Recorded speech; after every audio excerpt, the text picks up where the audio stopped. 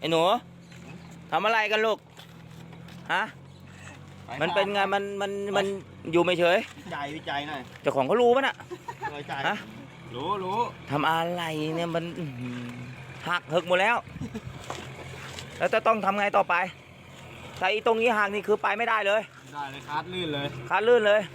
สตาร์ทไม่ติดระบบไฟฟ้าหรือปั๊มสายฮะปั๊มสายมันเป็นคอมมันเร็วหรือมันคอมมันแรงฮะมันยังไงฮะเดี๋ยวจะ